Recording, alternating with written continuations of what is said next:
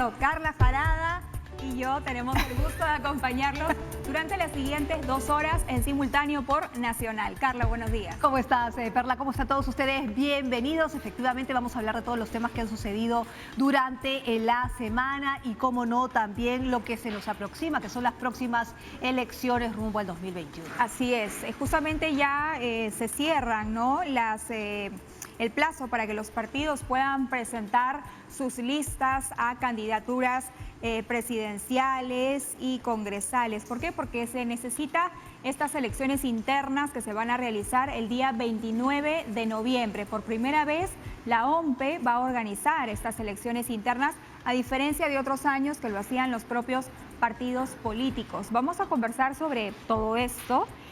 Vamos a conversar también sobre la manera de elegir a estos, digamos, a estos candidatos, a estas planchas que se van a presentar con miras al 11 de abril del próximo año, porque claro, en algunos partidos políticos se han presentado opciones, como es el caso de Acción Popular, que tiene a Alfredo Barnechea y Johnny Lescano, por ejemplo. Pero también hay otros partidos que solamente están presentando una sola plancha, como el caso de Fuerza Popular, que ayer Keiko Fujimori publicó un video en redes sociales donde ella se presenta como candidata presidencial junto a Lucho Galarreta y Patricia Juárez. Así es. Ahora, otro de los temas que son interesantes resaltar es que antes de algunas reformas que se dieron, se votaba en las internas por delegados. En esta oportunidad, algunos partidos han decidido que se realizarán las elecciones internas a través de un militante, un voto. Pero de todos los partidos políticos que van a las elecciones, solo 7 partidos políticos van a realizar esas elecciones con un militante, un voto, mientras que 16 lo harán justamente como delegados. Es decir, como que el panorama no ha cambiado mucho con la reforma, ¿no? Como era antes. Y como estábamos explicando también, algunos partidos están presentando opciones para que sus... algunos partidos están presentando opciones para que en sus internas se pueda elegir. En otros casos no, en otros casos solo se está presentando una plancha y básicamente lo que va a suceder el día 29 de noviembre en las internas de esos partidos sería la confirmación de esa plancha, ¿no? Ya estamos justamente con nuestro primer entrevistado, que es el doctor Fernando Tuesta Soldevilla, expresidente de la Comisión de Alto Nivel para la Reforma Política. Doctor Tuesta, buenos días y bienvenido a Diálogo Abierto. ¿Cómo está, Fernando? ¿Qué tal? ¿Cómo están? Buenos días a ustedes. Bueno, sí, comenzar por este tema, ¿no, doctor? En algunos casos, en algunos partidos políticos, sí se están presentando opciones para la plancha presidencial, para que efectivamente exista una elección interna en estos partidos, como sucede con Acción Popular, como sucede, por ejemplo, con el Partido Morado, que también tiene por un lado a Julio Guzmán y por otro lado a Carolina Lizárraga.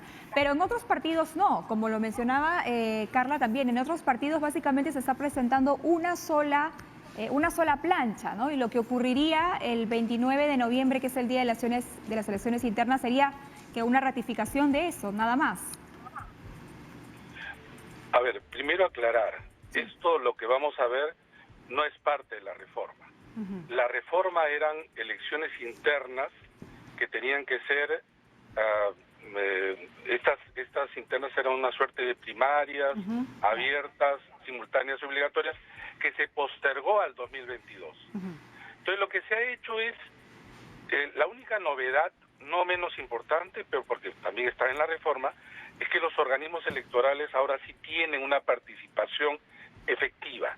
Es decir, la parte de organización, la OMPE, el Jurado Nacional de Elecciones, se encarga de resolver los conflictos y el RENIEC de los padrones de los partidos. Eso va a ser un avance y por primera vez, eso sí es cierto, vamos a ver elecciones bien organizadas, elecciones que pueden ser observadas. Ahora, todo el resto pertenece a los partidos. Todo el resto pertenece a los partidos. Y ante tu pregunta, Perla, lo siguiente. Un partido no es más o menos democrático si es que se presenta una plancha o más. Porque puede darse el caso que, por ejemplo, en Fuerza Popular se presente la plancha de Keiko Fujimori y ningún fujimorista considera que puede ser el candidato para poder ganarle. Entonces, pues, se ahorra, digamos, ese trajín o porque considera que es su candidata. Lo que sí preocupa, y ahí voy a ir, es la parte de los congresistas. Pero quiero terminar en la primera. Sin embargo, tú lo has dicho, hay algunos pocos partidos en donde sí se va a tener la oportunidad de seleccionar, de elegir entre por lo menos dos planchas. Y esto debido a las diferencias que hay al interior de los partidos. En otros hay liderazgos claramente determinados. En otros partidos hay invitados determinados con fuerza y que seguramente son organizaciones que carecen de una militancia, digamos, más considerada en términos numéricos. Pero lo que sí quiero llamar la atención es que los partidos siempre, en lo posible, hacen para que el pluralismo disminuya. ¿En qué sentido? Por ejemplo, en el caso de Lima, ¿ya? En el caso de Lima se tiene que elegir 34 candidatos para que esa lista luego sea inscrita ante el Jurado Nacional de Elecciones. Resulta que la idea de la reforma era que la elección tenía que ser individual. ¿Por qué? Para que justamente no se armen listas. Al final ustedes están viendo que la mayoría de los partidos va a presentar, por ejemplo en Lima, solo 34. O sea, algo ya está decidido. Y en algunos casos lista cerrada. Entonces le están quitando a las elecciones internas la capacidad del militante realmente de elegir. Ojo, no digo todos. Eso lo vamos a ver hoy día, al final del día, que es el último plazo para la entrega de candidaturas a las elecciones internas. Doctor Tuesta, ahora, usted hace una diferenciación en la cual me gustaría profundizar. Habla de candidatos invitados y de candidatos militantes. Estos candidatos invitados se les puede llamar también candidatos que ya han sido designados previamente. ¿Y qué están haciendo algunos partidos? Están inscribiendo como militantes a estos candidatos invitados o designados, justamente para no copar. Me parece que es un 20% del total de los 130. Es como inscribir como militante, una inscripción de militancia express, digamos, de último minuto. Sí, a ver, hay que separar. La ley nunca habla de invitados, la ley habla de designados. ¿Y cuál es la diferencia? Inicialmente, siempre se pensó que el partido debiera tener un porcentaje, en este caso el 20%, para poder acoger a personas que no eran miembros del partido.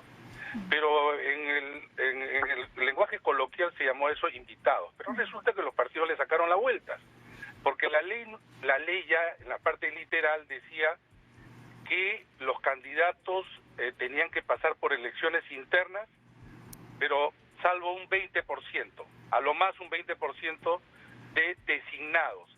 Ahora resulta que como la ley no decía que el designado tenía que ser o no miembro del partido, algunos partidos que hicieron ese 20% también incluyeron a militantes, dirigentes, no militantes cualquiera, dirigentes, cosa que esto no se sometían a las elecciones internas. Entonces, ¿qué está pasando ahora? Lo que tú acabas de decir.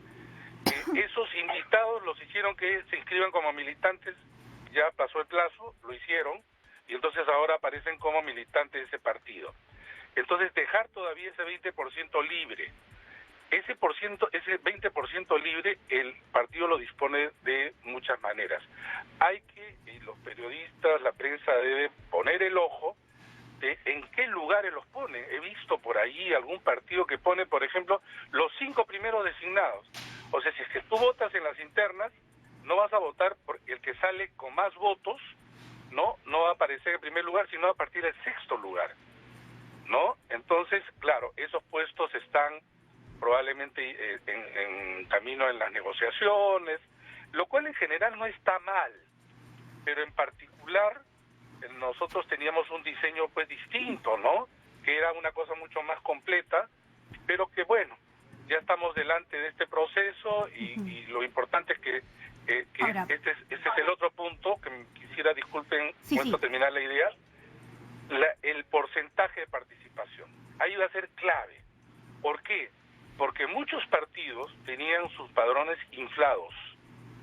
Entonces, si es que yo tengo 100.000 militantes y van a votar 3%, 2%, obviamente en la reforma nosotros tenemos un umbral. Si es que no iba a votar un porcentaje, ese partido no podía inscribir y perdía la inscripción. Eso no opera lamentablemente en esta elección. Ahora, eso es importante, sin duda, porque justamente estamos en etapa de pandemia y tal vez mucha gente no iría a votar. A eso sí no se puede apelar, digamos, por un tema de representatividad. Mira, pero acuérdate que el Congreso dijo lo siguiente: inmediatamente suspendió las primarias abiertas, simultáneas obligatorias para el siguiente año. Ajá. Entonces se dijo con anticipación, tienen que normar para que estas elecciones internas sean no presencial. Pero lo aprobaron tan tarde que la OMP ya no podía hacerlas de manera no presencial. ¿Cuántos militantes hay? 1,5 millones. Bueno, resulta que sí te preocupas, claro, por los 25 millones, pero no te preocupas por el 1,5 millones. No hay coherencia en la decisión. Ahora, Fernando, de los 7 partidos políticos, se van a realizar elecciones a través de un militante, un voto, ¿no es cierto? Y 16 mediante delegados, y 2 emplearán elecciones de un militante y un voto para su plancha presidencial y delegados para sus listas al Congreso y Parlamento andino. A mí me gustaría que explicaras para que la gente entendiera efectivamente cuál es la diferencia de votar así, ¿no es cierto? Y digamos, cuál es la voluntad de cada partido político de votar de determinada manera. Mira, en ambos casos se supone que el militante va a ejercer un voto, todo, sea por delegados o no. El 29 de noviembre todos tienen que ir a votar, los militantes, me refiero a los partidos. Solo que unos van a elegir directamente a los candidatos y otros van a elegir delegados.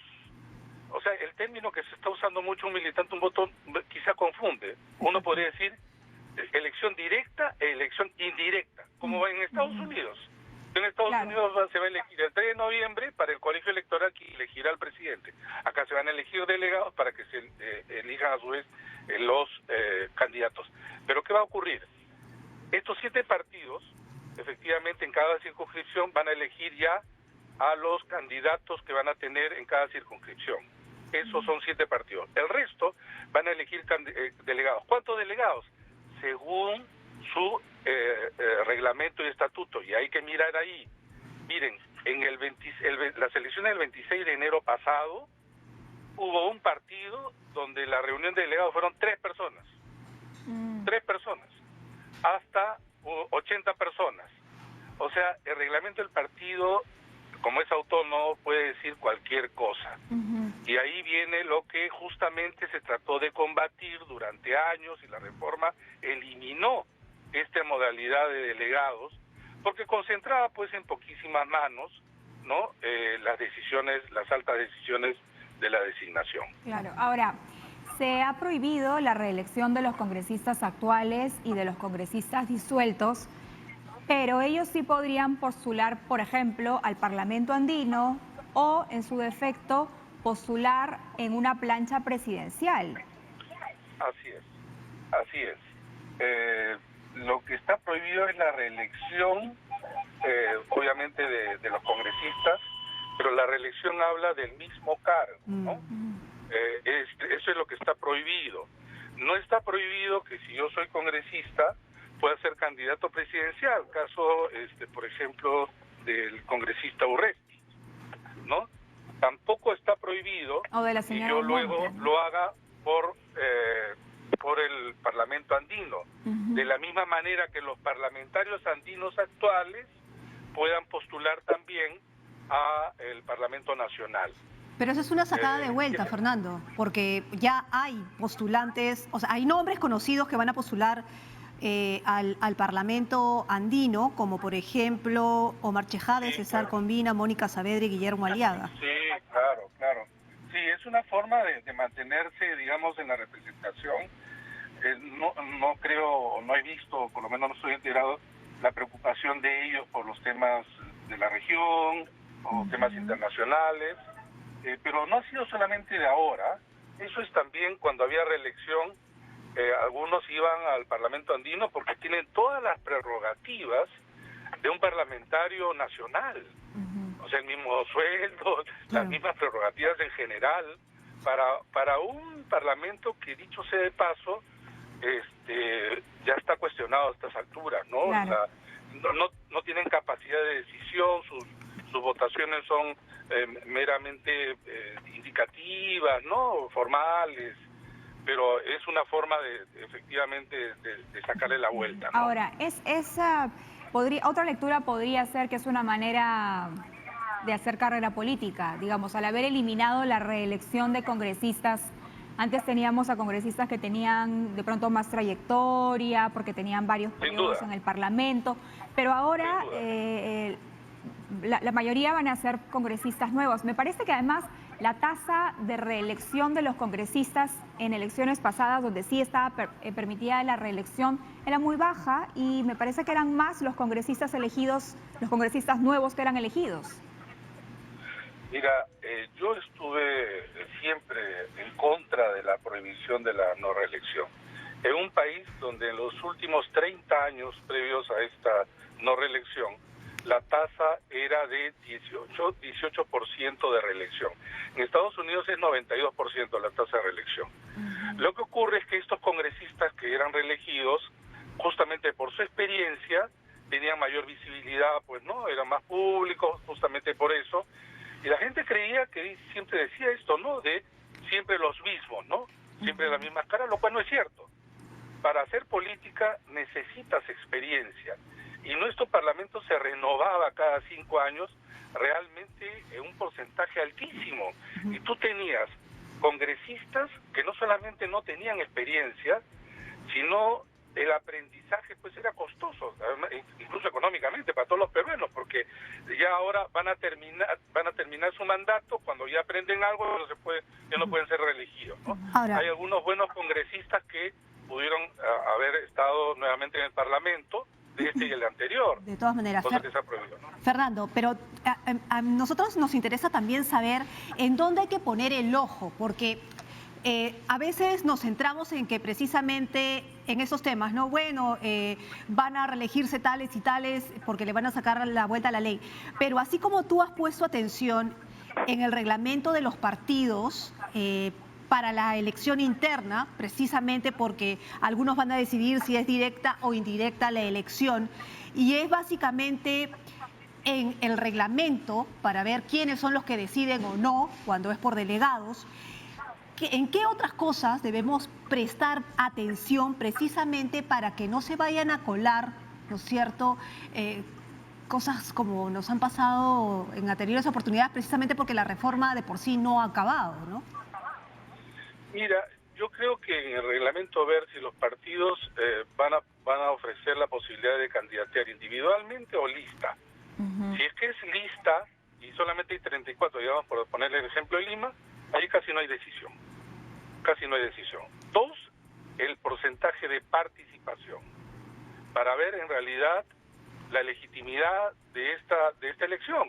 Claro. Porque vas a ver también que, claro, partidos grandes podrán mostrar quizá padrones en un número alto, y claro, los partidos más jóvenes menos, pero en algunos casos eran realmente cascarones.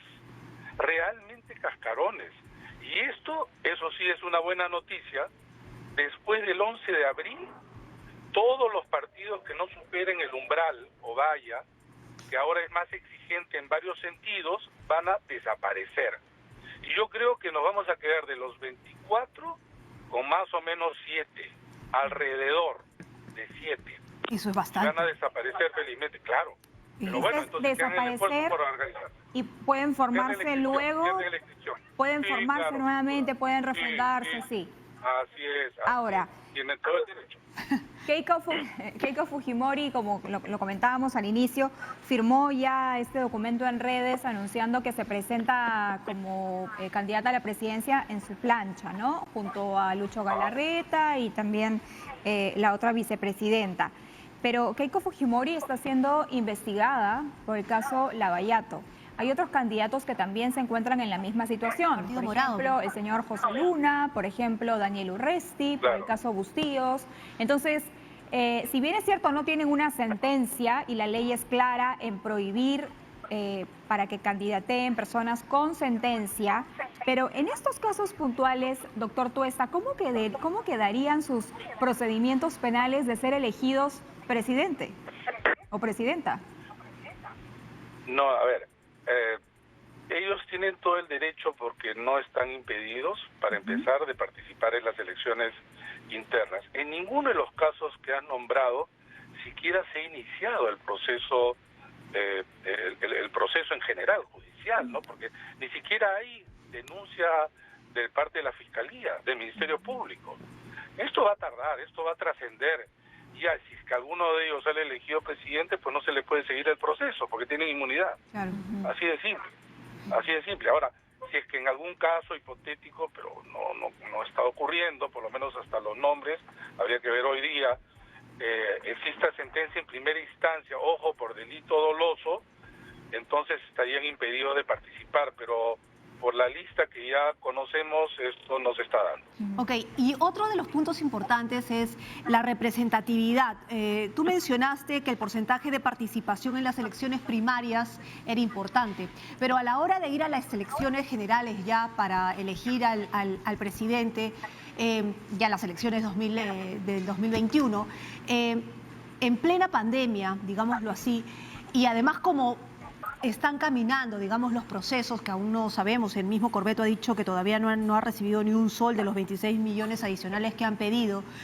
Digamos, ¿qué pasaría con el tema de la representatividad justamente en la elección si es que mucha gente no va a ir a votar o no iría? Y además ¿no? este pago, ¿no?, que se ha planteado para los miembros de mesa, pago de 120 soles, y que también el jefe de la OMPE ha dicho que no cuenta con ese dinero. No cuentan con el dinero para realizar las internas ahora en noviembre, y que estaban jalando plata de otras cosas que estaban previstas para otro momento electoral.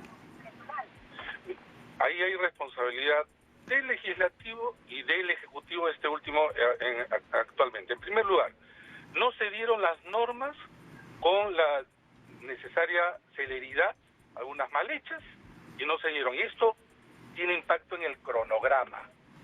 Porque, por ejemplo, recién se habilita que van a existir este tipo de elecciones internas. Pero luego viene el tema del cual el Ejecutivo se ha preocupado tanto en hablar en relación a las elecciones y se postergan, acusaciones van y vienen, pero no ponerse, de manera responsable a entregar los recursos. Y no solamente eso, sino de manera oportuna. En elecciones importa mucho el tiempo. Y eso es lo que muchas veces no entienden los funcionarios, sobre todo del MEF. No han entregado el dinero hasta ahora, no ha ingresado ni un solo a la OMPE. Resulta que tenemos ya elecciones y entiendo que los funcionarios del MEF dicen que tomen de determinada partida, pero no se puede tomar de determinada partida si no estás habilitado en términos de alguna norma. Y ahora esto es tan apremiante que el jefe de la OMPE ha tenido que salir y decir que estamos ya en una situación límite y que puede ser mañana riesgosa, pero además algo que ya todos sabemos y se ha pedido ya hace mucho tiempo, y también en la reforma, que los miembros de la mesa tienen que estar pagados. No es posible seguir aguantando este modelo en donde la gente por sorteo se le obliga a trabajar. Ahora, bueno, el día domingo, jornadas larguísimas, pero ahora todavía con el riesgo. Y entonces, ahora se están multiplicando los costos. ¿Por qué? Porque antes habían en el Perú cerca de 5.000 y tantos locales. Hoy día van a ser el triple, pero eso cuesta porque tienes que diversificar. Ese dinero, que obviamente que es un plus, todavía no lo ha asegurado el MES. Yo creo que esto es un tema en donde hay que también prestar atención, porque no es posible que se esté utilizando las elecciones, las fechas, en un pleito entre los poderes o entre los partidos, sin responsabilizarse de lo que ahora, en este momento, es importante. No es posible, repito, que el gobierno no haya transferido ya los recursos, porque al no transferir, ¿saben lo que está ocurriendo? No puedes operar. Claro. Y sí. tienes las internas, No tienes gasolina. no puedes operar. Ahora, Y en el Estado no es que préstame un poquito por acá, no tiene claro. que haber algo que te respalde. Que el presidente de la República haya dicho en unas declaraciones que hubo dos agrupaciones o algunos integrantes de dos agrupaciones políticas que le pidieron postergar las elecciones generales. Algunos han dicho que esto afecta el principio de neutralidad que debe existir en este proceso electoral. ¿Usted cuál es su postura, doctor Tuesta, y esto debería ser resuelto por un jurado electoral especial o no debería llegar a tanto? No, esta es una discusión sobre un hecho político, y yo creo que llevarlo al plano de la interferencia, porque de lo que se trata es de si interfieres en el proceso electoral o no en términos de tu actuación a favor de un candidato o en contra. Claro. ¿Qué quiero decir con esto? La idea de la imparcialidad y neutralidad era pensado sobre todo en el uso de los recursos públicos.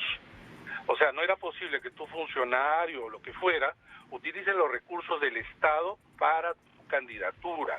Pero esto se ha traducido de una mala manera, prohibiendo a los políticos que hagan política, por ejemplo, que declaren. Esto no es posible. Ya en el referéndum era absurdo, donde, por ejemplo, congresistas o el presidente de la República no podían hablar. Y entonces luego la gente decía, pero no hay campaña, si no lo dejan hablar a los que son los promotores o a los que están en contra. Eso tiene que cambiar, y lamentablemente muchos jurados electorales especiales han actuado de distinta manera, ¿no? Ahora, Fernando, nos tenemos que ir, pero tú has hablado precisamente del papel de la OMPE y ya sabemos que no han recibido el dinero, y has mencionado que eso es importantísimo justamente con los tiempos apretados en una elección. Pero ¿qué pasa con los otros organismos relacionados? Hay un tema con RENIEC y hay otro tema con el jurado. ¿El jurado está preparado? Porque, claro, también tiene el tema de fiscalizar las tachas. ¿Están listos sus miembros? ¿Están listos sus representantes? ¿Están totalmente listos como para afrontar lo que se viene dentro del proceso? Mira, lo que pasa es que en esta parte del proceso, la OMPE es la que concentra la mayor cantidad de funciones. Claro. Y entonces es lo que se requiere ahora.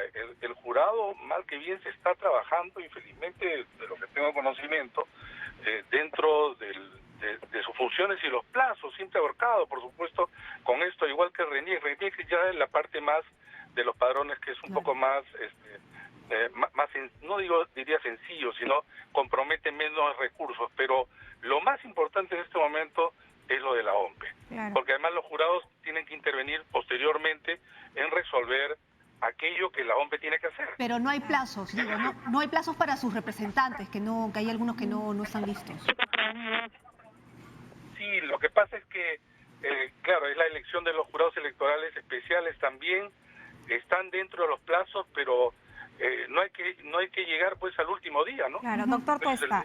Ahora, ya para finalizar esta entrevista, el 29 de noviembre se realizan las internas, me parece que el 6 de diciembre es la otra fecha clave en la publicación de las planchas, y claro, una campaña que más o menos arrancaría o empezaría a calentar realmente en enero. ¿Cómo va a ser esta campaña electoral en momentos de pandemia, donde además, por ejemplo, no se van a poder realizar mítines? Así es. Mira, ustedes lo han dicho, esta va a ser una nueva forma de hacer campaña, pero así ya también se ha realizado en el plebiscito en Chile, en Bolivia, han visto en Estados Unidos. Ciertamente es un riesgo, ¿no? Pero va a haber mucho más campaña visual, va a haber mucho más campañas a través de internet, redes sociales. Va a ser una nueva forma de campaña. Ahora hay 24 candidatos, es un montón. Es un número alto que nunca ha habido en la historia del país en términos de candidaturas presidenciales, y eso multiplicado porque va a permanecer el voto preferencial. Bueno, estas son consecuencias de las malas normas, pues. Esta es consecuencia de lo que criticamos, este es lo que no queríamos que suceda, y lo tenemos al frente.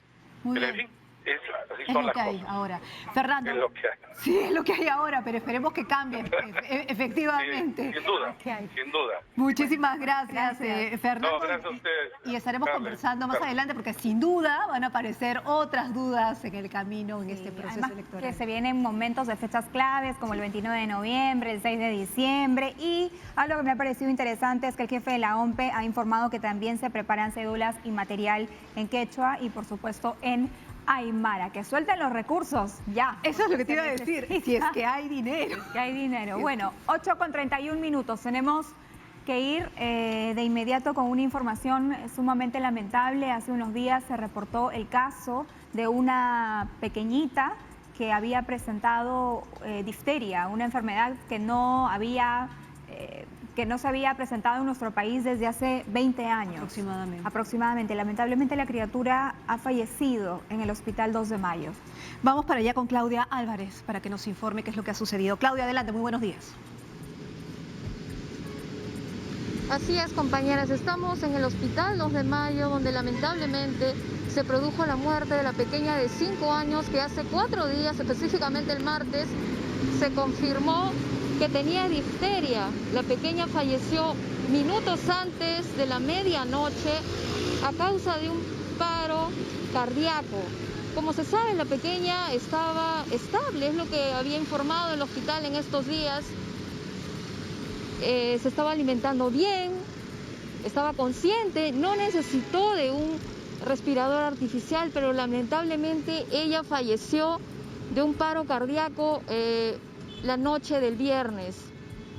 Como se sabe, esta enfermedad se produce en nuestro país 20 años después, es el primer caso que se presenta y ha generado ciertamente alarma. Como se sabe, el caso específicamente de esta niña es que ella solo habría recibido una dosis de esta vacuna que genera inmunización con 3 dosis, según lo que establece la Organización Mundial de la Salud. La pequeña lamentablemente solo recibió una de las dosis de esta vacuna y fue lo que generó que se contagiara de difteria. Esta enfermedad, como se sabe, es una enfermedad infecto-contagiosa que se manifiesta con tos, fiebre y se contagia a través de gotículas que expulsamos a través de la tos o de los estornudos. Esta niña fue internada el martes en el Hospital 2 de Mayo y lamentablemente la noche del viernes se informó de su fallecimiento. Lo que informó también el hospital es que ella estaba recibiendo un tratamiento antiarrítmico. Lo que había generado esta enfermedad era una miocarditis diftérica, que es una inflamación cardíaca. Lamentablemente el tratamiento que recibió no surgió efecto y ella falleció de un paro cardíaco. Estamos aquí a las afueras del Hospital 2 de Mayo esperando más información, el comunicado oficial que vaya a emitir el hospital y también esperando algún tipo de información o del papá de la niña que se encuentra dentro del hospital. Esta es la información que tenemos para ustedes desde las afueras del hospital y esperando mayor información en las próximas horas. Gracias, Carla. Claudia, realmente lamentamos esta noticia. Hace 20 años que no se registraba un caso de difteria en nuestro país. Recientemente la OPS, que es la Organización Panamericana de la Salud, había alertado este mismo año de la presencia de casos de difteria en Brasil, en República Dominicana, en Haití y en Venezuela. Ahora, hay todo un programa de vacunación para los niños menores de 4 años o hasta los 4 años 11 meses. Y la difteria está considerada una primera vacuna y un refuerzo durante el primer año de vida. Entonces es importante que cumplamos con ese cronograma de vacunación. Ahora, con esto no estoy diciendo, por supuesto, que exista algún tipo de culpabilidad en los padres. Creo que hay que manejar este tema con pinzas y con mucha delicadeza por el momento tan doloroso por el cual están atravesando. Lo que sí, recordar a todos los padres que se cumpla con ese cronograma de vacunación es importantísimo. Establecido por el MINSA, ¿no? Y es gratuito. Además, usted puede ir a cualquier posta, a cualquier hospital y van a vacunar a los chicos, ¿no? Hay que tener al día esa cartilla, es importante. Ahora, bueno, es el Día de la Canción Criolla, para otro Halloween, pero mañana es el Día de Todos los Santos y generalmente lo que hace la gente que tiene a sus seres queridos en el cementerio es ir a verlos. Pero estamos pasando por un momento difícil en todo el mundo, como es la pandemia, y la recomendación, por ejemplo, es no ir, ¿no es cierto?, como a celebrarlo como en otras ocasiones, que en ciertos lugares como en Villa María del Triunfo, por ejemplo, ¿no es cierto?, se llevaba música, comida y se iba, digamos, con toda la familia. Vamos a dejar que Javier Flores nos cuente justamente cómo se está viviendo este día en Villa María del Triunfo en el cementerio. Javier, ¿cómo estás? Muy buenos días. Hola, Javier. ¿Qué tal, Perla? ¿Qué tal, Carla? Así es, estamos en Villa María del Triunfo, como lo mencionabas, Carla. Día de la Canción Criolla hoy y mañana Día de Todos los Santos, una fecha que se caracteriza por las masivas visitas a los cementerios. Nosotros hemos llegado al cementerio más grande de Latinoamérica, el cementerio Virgen de Lourdes o Nueva Esperanza, como se le conoce aquí en Villa María del Triunfo. Bueno, hemos llegado hasta acá porque son cerca de más de 200 personas las que están custodiando no solo el ingreso, sino también los puntos claves de las más de 60 hectáreas de este cementerio, para evitar que la gente se aglomere, para evitar que la gente llegue, porque tal y como han mencionado, se ha dispuesto el cierre de cementerios, especialmente en esta fecha en la que se recibe casi 1 millón de visitas, sobre todo acá en el cementerio Nueva Esperanza. Tenemos entendido que son más de 80 miembros del serenazgo, hay policías y hay también personal del ejército peruano custodiando la zona. Recordar también que este cementerio ha estado, y los demás cementerios también alrededor del Perú, han estado cerrados durante toda la pandemia porque no hay protocolos todavía establecidos para la visita al cementerio. Solamente se permite, tal y como se especifica en este cartel que tenemos acá, que para casos de entierro pueden llegar 5 familiares directos, dice ahí específicamente, por difunto. No se permiten las visitas al cementerio, no se permite el ingreso a menos que haya una acción como esta, ¿no? Un entierro. Es la información que tenemos hasta el momento. Como les comentaba, son cerca de 200 personas las que están custodiando las casi o poco más de 60 hectáreas de este cementerio, el más grande de Latinoamérica y el segundo más grande del mundo. El primero está en Irak. Ojo, el primer cementerio, el más grande del mundo, está en Irak. En Perú tenemos acá en Lima el segundo más grande del mundo y el primero más grande de toda Latinoamérica. Entenderás que es complicado también, es un esfuerzo enorme custodiar todo el cementerio, es muy grande. Para las personas que lo han visitado saben que estamos hablando de un cementerio realmente grande y difícil de cuidar, pero el personal del serenazgo y del ejército y la policía se han puesto en puntos estratégicos, puntos claves, para evitar que la gente ingrese y sobre todo generar aglomeraciones que conlleven a más contagios de COVID-19, ¿no? Y la idea es evitar este tipo de situaciones. Bien, Javier Flores, presencia policial, militar, entonces, en ese gran cementerio de Villa María, donde el día de hoy no hay acceso por un tema de cuidado, la salud en momentos de COVID-19. Así es, hay que ser responsables, no deberíamos tener la fuerza de la ley en ese lugar, sino ser nosotros conscientes de que debemos respetar la normativa que existe, pero bueno, ahí está, eso es lo que vamos a encontrar el día de hoy en el cementerio, por lo menos de Villa María del Triunfo. Muy bien, dejamos este tema y vamos a seguir conversando. Nos vamos a ir a la pausa. Nos vamos a la pausa y luego regresamos para conversar. Ya nos dicen que está Arlet Contreras Bautista, congresista de la República. ¿Por qué? Porque están proponiendo cadena perpetua para los violadores grupales. Esto justamente a propósito de lo sucedido hace unos días. Con la entrevista a la congresista Arlet Contreras, regresamos después de la pausa en Diálogo Abierto. Recuerde que estamos en simultáneo por Nacional 103.9.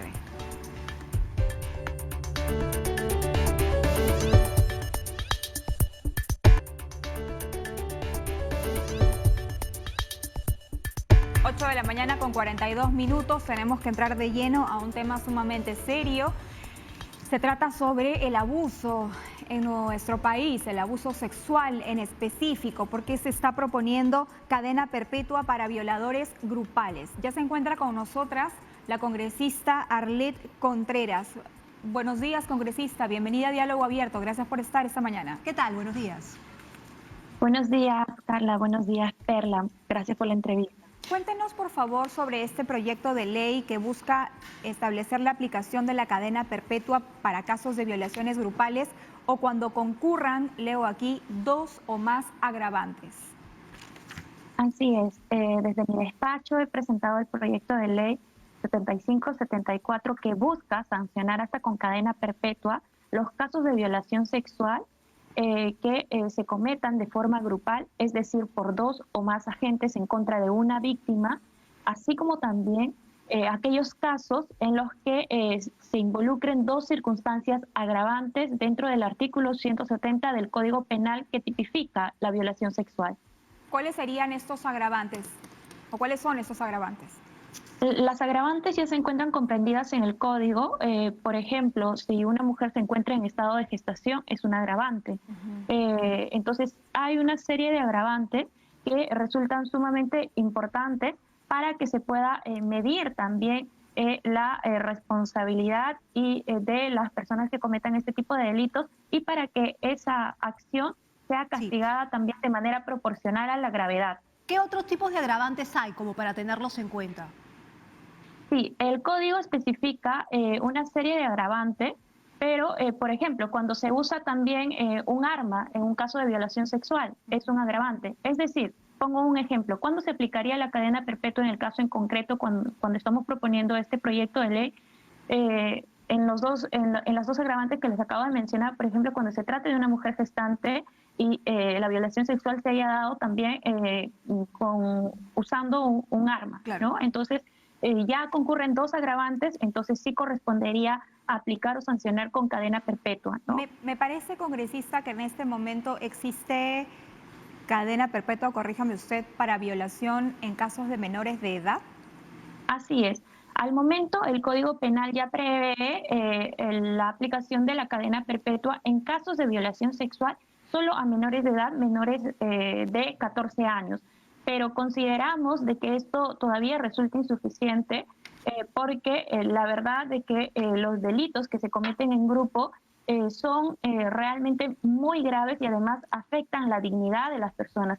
Y por ejemplo, para los delitos de extorsión, para los delitos de robo agravado, se aplica la cadena perpetua, ¿por qué no podría aplicarse para un delito de violación sexual grupal? ¿Por qué no? Se afecta directamente la dignidad, la integridad y además la libertad sexual de la persona. O sea, hay una vulneración de distintos derechos. Ahora, congresista, ¿es que hay vacíos legales? O sea, ¿es que se necesitan más leyes? Esa es una... A ver, es una curiosidad porque es que se necesita ser más riguroso con este tipo de leyes. ¿No es suficiente, digamos, la legislación que hay? ¿O es que el problema en nuestro país es otro? Porque según la Defensoría del Pueblo menciona que el 90% de la defensa del violador o de la estrategia de defensa del violador es que la mujer es la culpable porque la mujer incentivó la violación, o porque la mujer estaba borracha, o porque la mujer tenía minifalda, porque no importa, pero que la mujer incentivó la violación y ella se lo estaba buscando. Y además, a esa defensa se suma que jueces y fiscales también tienen esos argumentos, ¿no es cierto?, en el aparato de justicia. Entonces, ¿realmente es que nos falta legislación o es que falta cumplirlas? O que no saben aplicar la ley. También. Desde mi punto de vista y mi experiencia, es que tenemos que abordar el problema desde distintos ángulos. Nos falta muchas cosas y en distintos espacios. ¿Es importante fortalecer la legislación? Sí, es importante. Y esta es una herramienta que va a ayudar a fortalecer la ley. Ahora, ¿qué escuchamos en el sistema de justicia? ¿Cómo nos responden los operadores de justicia? No de la forma adecuada. Muchos casos quedan en total impunidad. Entonces sí hay que prestar atención y hay que exigir a nuestro sistema de justicia que actúe a la altura en los casos de violencia en contra de las mujeres, desde el acoso hasta un feminicidio, porque la violencia suele ser progresiva, va de a poco y hemos visto que en nuestro país los casos se vienen incrementando durante estos últimos años. Entonces sí es importantísimo que se trabaje de manera articulada, que todos los poderes del Estado se involucren en la lucha en contra de la violencia hacia las mujeres. La ley es importante, reforzar nuestra legislación lo es, pero también es muy importante que esta ley se pueda aplicar. El pretexto de muchos jueces es de que, bueno, no está en la ley, yo no puedo aplicar algo que no está. Entonces, sí se les da las herramientas, ellos tienen la obligación de poder hacerlo. Ahora sí hemos escuchado también justificaciones o formas de minimizar los delitos de violencia en contra de las mujeres, más aún si son de violencia sexual. Claro, ¿no? pero ¿qué sucede cuando sí. el minimizar estos hechos? A ver, podemos esperarlo, lamentablemente, de la defensa de un imputado. En la defensa de un imputado puede decir cualquier cosa porque está defendiendo a una persona acusada de violación. Pero ¿qué pasa cuando estos argumentos salen de los propios operadores de justicia?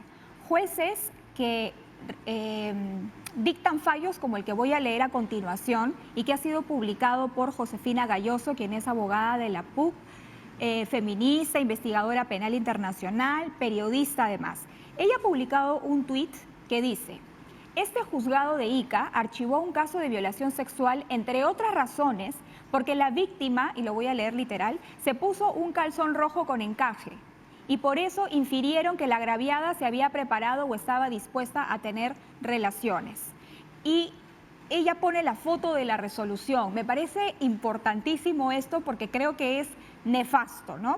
Dice aquí: un hecho singular que no pasa desapercibido por este tribunal y llama la atención que según los psicólogos, y da los nombres, Calle Arévalo, en fin, quienes examinaron a la agraviada coinciden en señalar que es una mujer tímida, muestra una actitud pasiva, dificultades para ser asertiva y poder decir no de una manera tajante, rasgos de personalidad dependiente, ¿no?, con tendencia a la extroversión. Este tipo de personalidad se caracteriza por ser una persona sensible, indefensa, sumisa. Pero luego dice más abajito: resulta extraño que la supuesta personalidad que presenta la misma, entre paréntesis tímida, no guarde relación con la prenda íntima que utilizó el día de los hechos. Pues por las máxima de la experiencia, este tipo de atuendo interior femenino suele usarse en ocasiones especiales para momentos de intimidad. En fin, por lo que conlleva inferir, ahí está en pantalla lo que estoy leyendo, por lo que conlleva inferir que la agraviada se había preparado o estaba dispuesta a mantener relaciones sexuales con el imputado. De allí que de forma consciente se autodeterminó quedarse en la casa del imputado, pues contaba con la ausencia de su señora madre, y pasa el nombre de la madre. ¿Cómo es posible que jueces resuelvan algo así? Que primero expongan todo un peritaje psicológico que se le ha realizado a la víctima y dicen que es una persona tímida, que es una persona que tiene tendencia a la sumisión, y que luego digan que eso no se condice con el calzón que llevaba puesto, porque ahora, tenía blondas y bobos. Hay que dar los nombres de los jueces. Es Ronald Dilton, Diana María Jurado y Lucy Juliana Castro. Estamos hablando de un hombre y dos mujeres, que eso es lo que llama mucho la atención también por la falta de empatía y por el tipo de prejuicios. Si ya hay prejuicios, imagínense en hombres, en mujeres también, ¿no? O sea, esto es de terror, congresista. ¿Cómo hacemos? Lo es definitivamente una vergüenza que se expongan ese tipo de fundamentos en un proceso judicial. La verdad, indigna muchísimo, pero particularmente no me sorprende porque cosas más atroces he leído y he experimentado también situaciones realmente indignantes. Entonces, esto es lo que podemos saber, es lo que se puede escuchar, pero no sabemos el infierno que es para una víctima de violación sexual involucrarse en un proceso judicial en el que no le van a creer, la van a responsabilizar. Por eso es tan importante que este proyecto de ley tenga éxito. Este proyecto de ley, el 7574, además precisa lo siguiente, y les voy a leer tal cual como iría en la norma. Para la determinación de la condena no deberá valorarse la condición social o de cualquier otra índole de la víctima. Pareciera que existiera la necesidad de que se lo dejemos así por escrito a los jueces y juezas que ven estos casos, porque la verdad indigna. Prácticamente se le está diciendo a la víctima, bueno, pues tú tienes la culpa o tu ropa interior tiene la culpa, porque ahora nosotros tenemos que pensar en que por la forma de cómo nos vestimos podríamos ser pasibles de un delito de violación sexual. O sea, esto realmente es algo que molesta, incomoda muchísimo, porque estamos hartas de escuchar siempre de casos en los que se busca justificar al violador y culpabilizar a la víctima.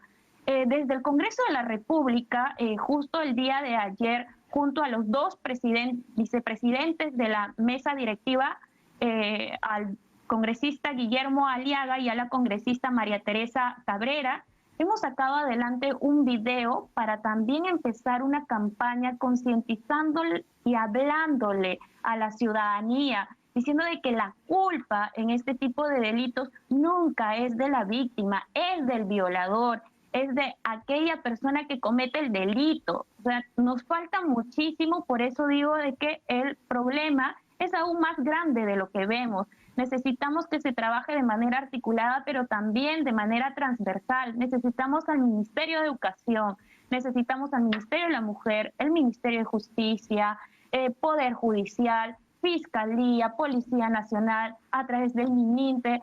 Nos necesitamos todos, el Congreso de la República, todos los poderes del Estado, tenemos que sumar esfuerzos para la lucha en contra de la violencia. Por eso yo fui muy crítica cuando el gabinete anterior vino a pedir el voto de confianza y invisibilizó completamente la problemática de violencia, cuando sabemos de que en medio de esta pandemia, aún en una crisis sanitaria, la violencia no se ha reducido en nuestro país, sino se ha ido incrementando. Hay una gran cantidad también de mujeres reportadas como desaparecidas. Y por eso desde el Congreso de la República y como impulsora de una agenda mujer, porque soy una activista además en defensa de los derechos humanos de las mujeres, hemos insistido para que salga adelante también el registro de personas desaparecidas. Y así vamos trabajando. Y hay algo que sí también me gustaría y quisiera poner en evidencia, es que en el país, por ejemplo, está permitido que nuestras niñas de 14, 15 años puedan contraer matrimonio. Y hemos visto casos de niñas embarazadas, producto de una violación. Entonces es importante también corregir estas cosas. Hemos presentado el proyecto de ley para poder hacerlo. Ajá. Ahora, pero ¿cuál es, en la práctica, porque digamos, en el Congreso de la República, y que justamente están algunos en campaña, no digo todos, algunos, y usted lo sabe, es muy redituable, políticamente hablando, hablar sobre el tema mujer. Pero en la práctica, ¿qué van a hacer? O sea, es decir, su proyecto, me queda claro que usted lo quiere sacar, pero ¿tiene el apoyo de otros congresistas? Claro, ha conversado con otras bancadas, hay una especie de quórum. Bueno, yo como congresista de la República y en el marco de mis funciones, a través de mi página web pueden revisar más de 18 proyectos de ley que están en la sección de Agenda Mujer, porque yo llego al Congreso de la República exactamente en representación de muchas mujeres y de muchas personas que en algún momento han sido víctimas de violencia.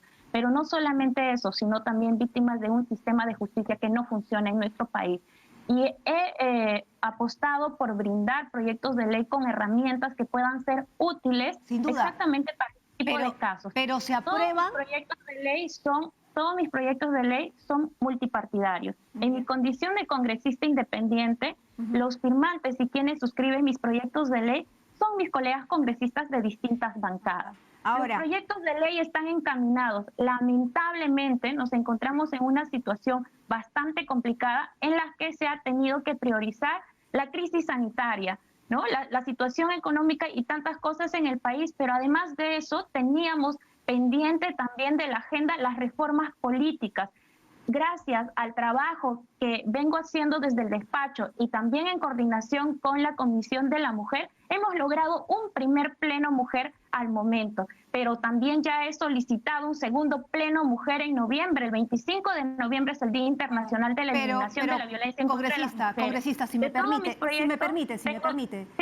permite, es genial el pleno mujer, pero usted misma está mencionando que en este tema de la pandemia y de la crisis, lo que se ha evidenciado es que hay problemas de desaparición de mujeres, las cifras de violación han subido. Entonces, ya no estamos hablando de una problemática más del Perú, sino que también es una problemática que forma parte de la crisis que estamos viviendo en estos momentos de pandemia. Entonces, por eso yo le preguntaba, no en base a usted, que me queda claro que es una prioridad para usted, pero sus compañeros de otras bancadas, ¿por qué no lo toman como una prioridad? ¿O es que no tienen una voluntad de tomar ese tema porque otros son más importantes, porque son más redituables que el tema de violencia contra la mujer? Lamentablemente para algunos colegas podrá ser así. Aún así, eso no significa que desde el despacho, desde el trabajo que yo vengo realizando, siempre voy a hacer mayor incidencia respecto a estos temas. Y sí, quiero invocar también a mis colegas congresistas a sumarse también ya a ver este tema como una prioridad dentro del Congreso de la República. Vivimos en una situación sumamente complicada, pero también la violencia en contra de las mujeres se ha ido incrementando y eso es importantísimo de atender. Hay congresistas que sí se han sumado a la lucha y vamos impulsando todos los proyectos de manera conjunta. Somos 130 congresistas. Los 130 congresistas tienen proyectos de distintas naturalezas.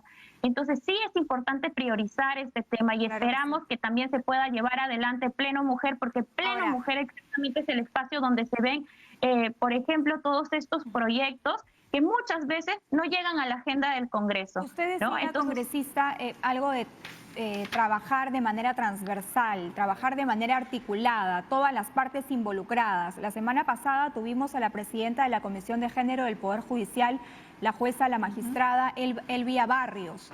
Por ejemplo, ¿usted se ha puesto en contacto con ella? ¿Hay algún tipo de acercamiento como para justamente impulsar este tipo de propuestas? Porque ella, desde el lugar que le toca, también está haciendo una serie de capacitaciones con jueces para que no salgan resoluciones como la que acabamos de leer, donde a una víctima se le juzga por el color y la forma de la ropa interior que lleva y no se tiene en cuenta su testimonio y no se tiene en cuenta lo sufrido por ella.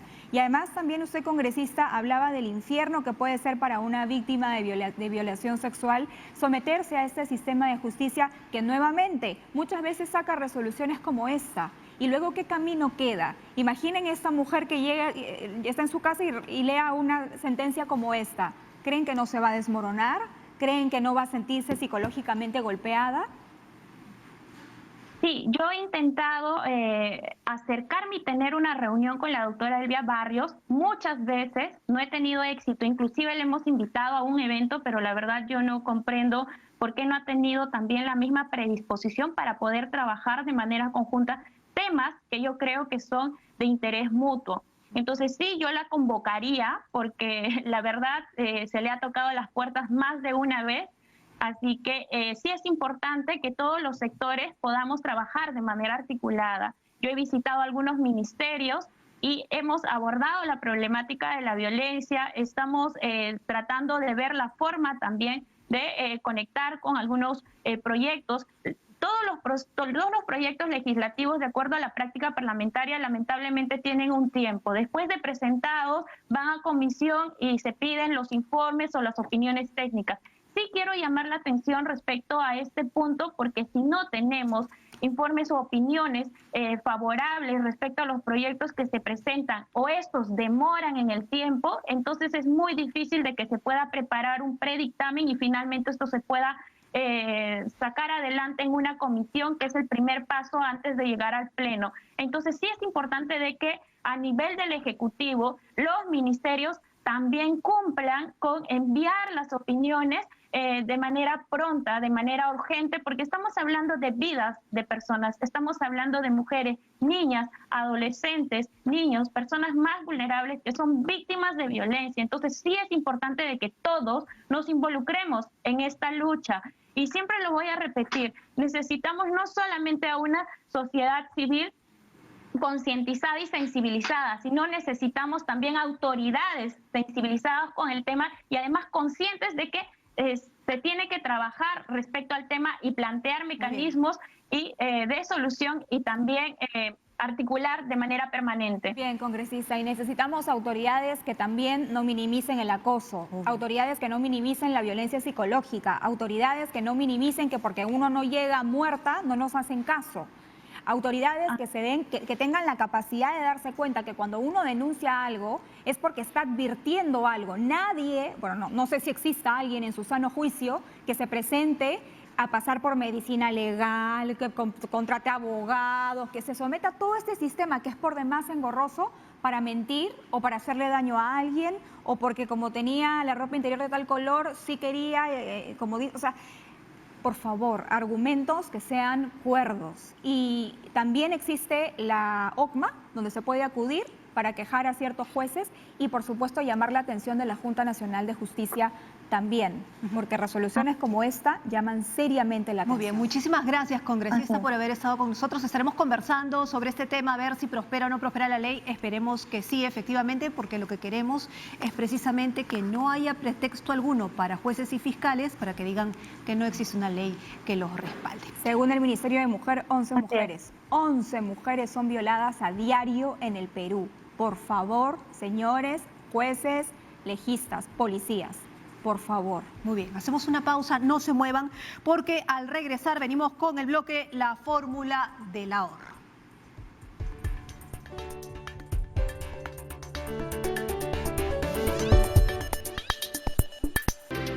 Muy bien, seguimos con La Fórmula del Ahorro, lo que normalmente hace Perla todos los días, de lunes a Todos viernes. los miércoles. Ah, los todos miércoles, los perdón, miércoles. con el chanchito. Los miércoles es el día del ahorro. ¿no? Ay. Y los sábados también. Bueno, ya se encuentra con nosotras Cristina Bertis, de Atención al Asegurado de la ONP. Buenos días, señora Bertis, bienvenida. ¿Qué tal? Buenas. Buenos días, Carla, buenos días, Perla, buenos días a todas las personas que nos siguen desde la señal de TV Perú. El día de hoy estamos en un bloque más de La Fórmula del Ahorro desde la ONP. Hoy el tema es derechos derivados, pensión de viudez, pensión de orfandad y pensión de ascendencia.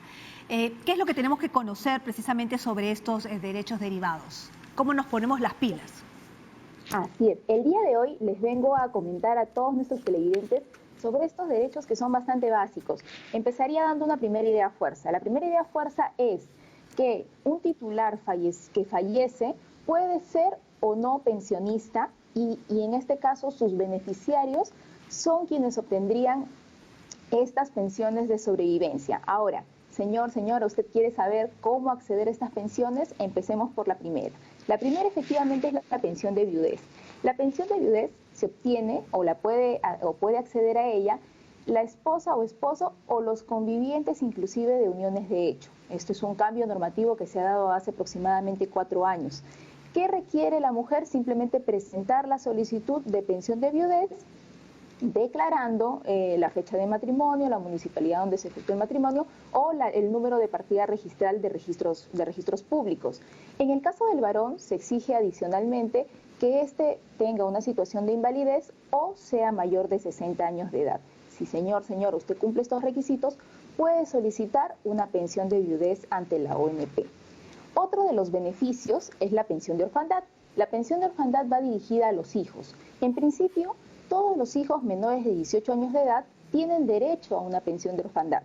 Y este derecho va a subsistir, va a continuar en 2 circunstancias. La primera es que el hijo o hija continúe estudios básicos o superiores de manera ininterrumpida. Y la segunda es que este hijo o hija tenga una situación de incapacidad que le impida, por ejemplo, realizar actividad laboral. Como requisitos básicos, ¿qué se exige? En el caso del hijo que estudia, presentar copia simple de los certificados que así lo avalen. Y en el caso del hijo que tiene una situación de invalidez, presentar la copia del certificado médico que también avale esta situación de incapacidad. Finalmente, tenemos lo que es la pensión de ascendientes, que va dirigida a los padres. Esta pensión de ascendientes, en el caso de los padres, se requiere que estos sean o tengan una situación de incapacidad o en el caso del padre varón sea mayor a 60 años, en el caso de la mamá mayor a 55 años, tengan una relación de dependencia con su causante, con la persona que ha fallecido y en el caso de que puedan recibir una pensión, esta sea menor a cualquier otros ingresos que ellos hayan tenido. Esos son básicamente los requisitos. Recordemos que estamos bajo una situación de simplificación administrativa, que inclusive, por ejemplo, los asegurados bastaría con que en algunos casos donde no cuenten con documentos originales, presenten una declaración jurada indicando ello. Entonces, creo que estos son avances bastante importantes y más aún ahora, en esta situación de pandemia, que va a permitir que las personas puedan acceder a este derecho que muy pocos conocen. Otro dato adicional que quisiera comentarles es a cuánto equivalen estas pensiones. Podríamos empezar diciendo que la pensión de viudez equivale al 50% de la pensión que tuvo el titular. En el caso de orfandad, también el 50% de lo que le correspondía al titular. Y finalmente, la pensión de ascendencia equivale al 20% para cada uno de los padres. Agrego que esta pensión de ascendencia se otorga si es que no hay beneficiarios de viudez ni de orfandad, porque entenderíamos que si tenemos beneficiarios de viudez y orfandad, estaríamos otorgando ya el 100% de la pensión del titular y no habría un excedente para el ascendiente, o sea, para los padres. Muy bien, muchísimas gracias, ha sido clarísima, la verdad. Ha sido clarísima con los conceptos de los 3 puntos, pero solamente una duda. Esta pensión, por ejemplo, de viudez, orfandad, ascendencia, la pensión de sobrevivencia, de alguna manera, ¿hay una diferencia entre los que son de la 19.990 u otros regímenes? Claro, lo que estamos hablando aquí en este momento es netamente el Sistema Nacional de Pensiones administrado por la ONP o Decreto Ley 19.990. Otros regímenes tienen ciertas atingencias que, bueno, habría que analizar en cada caso particular, pero este es netamente el Decreto Ley 19.990 y Carla, no quisiera retirarme sin antes recordarles también a nuestros televidentes cuáles son nuestros canales de atención en estos momentos. Claro. Tenemos en primer lugar nuestro centro de atención virtual al cual pueden acceder a través de onpvirtual.pe. Y también tenemos nuestra central telefónica ONP Te Escucha al 634-2222. Asesores previsionales especializados se van a encargar de atenderles todas sus consultas y en el caso decidan presentar una solicitud administrativa, tenemos un proceso de acompañamiento previsional constante hasta la concreción de la presentación de la solicitud. Bien, muchísimas gracias a Cristina Bertis, de Atención al Asegurado de la ONP. Hay que recalcar que en el caso de pensión de viudez y pensión de orfandad, reciben el 50% de lo que era la pensión del asegurado o de lo que iba a ser la pensión del asegurado siempre y cuando haya cumplido los 20 años de aporte. Y en el caso de la pensión de ascendencia es el 20% de lo que era la pensión del asegurado. Muchas gracias a la señora Bertis. Muy bien, ahí abajo apareció los números si ustedes necesitan hacer algún tipo de consulta. Ahí está. La ONP Te Escucha, 634-2222. 634-2222.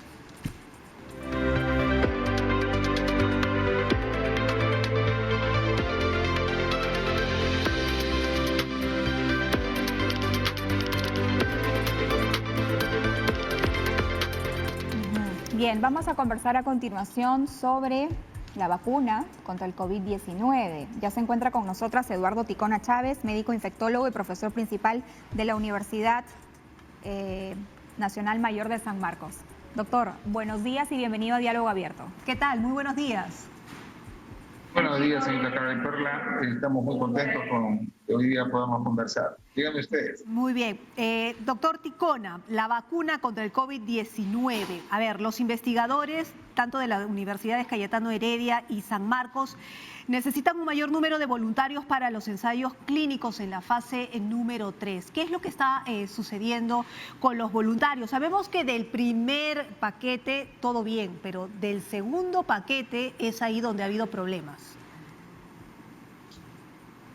Bueno, progresivamente, digamos, se ha querido incrementar el grupo de voluntarios con ciertas características. Para nuestra sede en San Marcos buscamos invitar a personas mayores y también un mayor número de mujeres.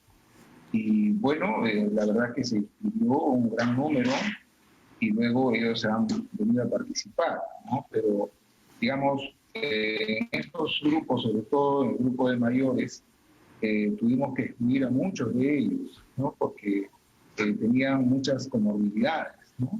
Muchos tenían presión elevada sin antes haber ellos tenido el diagnóstico, ellos no lo sabían, o algunas personas que están con medicaciones ya de 6, 8 meses atrás, o tal vez de 2 años, que la han mantenido debido a la pandemia, no han hecho controles, y esto hace que su estado no esté, digamos, equilibrado, ¿no? Entonces está descontrolada esta presión, y así varios otros problemas que hemos tenido que ir excluyendo, ¿no? Entonces, conforme invitamos a grupos especiales, la captación se hace difícil, ¿no?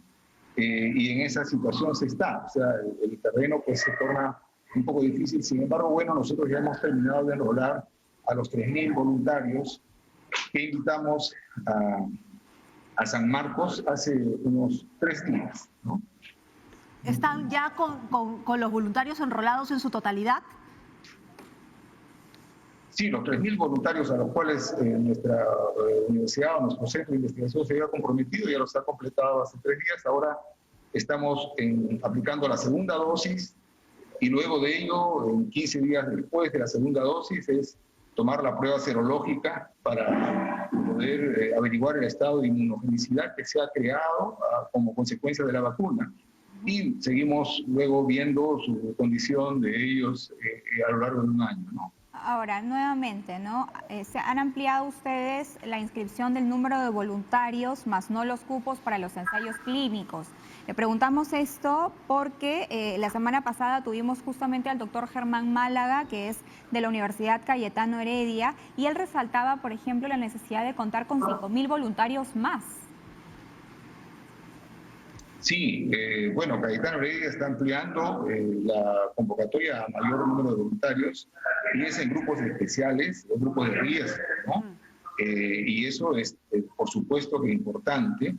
Y bueno, yo creo que ya está en el camino, ya a recordarse que ellos empezaron unas 3 semanas, un poquito más, o alrededor de las 3 semanas que nosotros. Entonces ellos, sus 3.000 voluntarios terminaron también antes, y ahora están en esta segunda fase, enrolando personas de grupo de riesgo, digamos, son personas, trabajadores de salud, policías, personas de mercados que están invitando y están enrolando personas de esas características.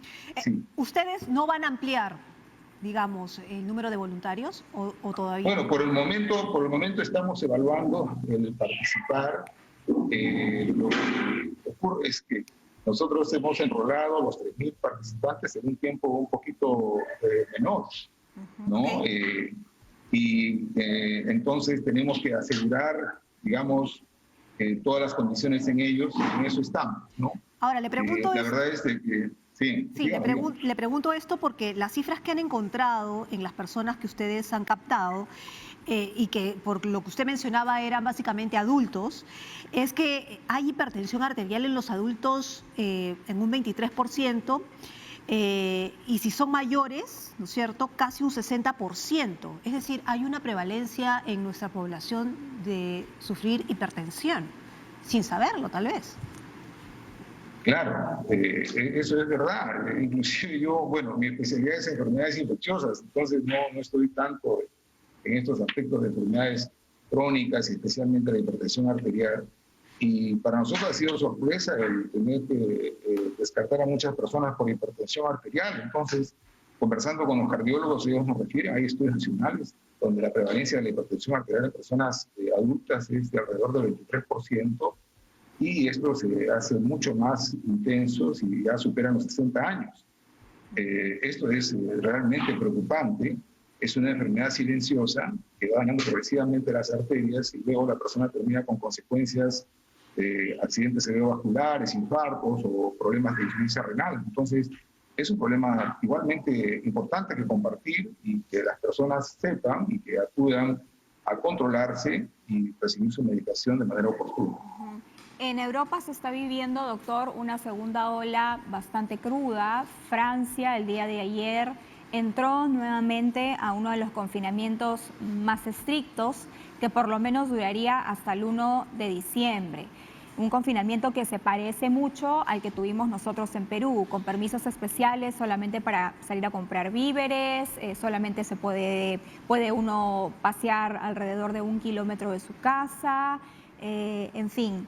Los científicos han identificado una nueva cepa del coronavirus SARS-CoV-2 en España llamada, lo voy a leer textualmente, 20AEU1, y cuyo origen es español. Según la investigación publicada en la plataforma de Preprints MedRevix, esta nueva variante del COVID-19 surgió a principios del verano y desde entonces se ha extendido a varios países europeos. ¿Qué nos podría decir sobre esto, doctor?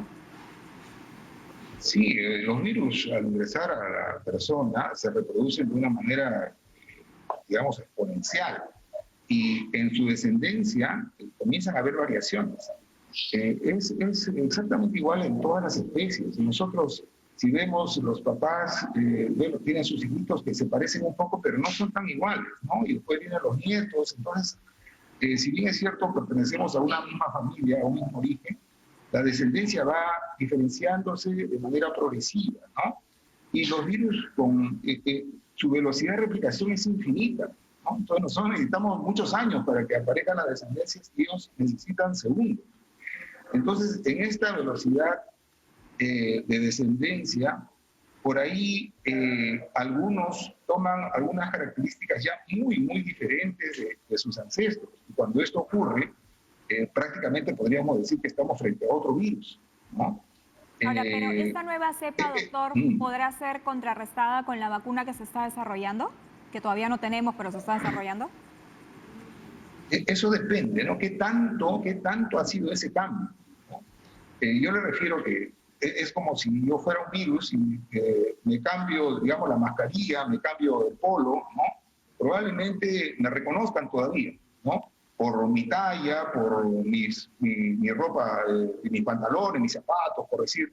Entonces me reconozcan, pero si he cambiado totalmente, probablemente ya no me reconozcan. Entonces, los virus si van cambiando progresivamente, ¿no? Y los cambios son menores, el sistema inmune lo va a reconocer y la vacuna va a funcionar.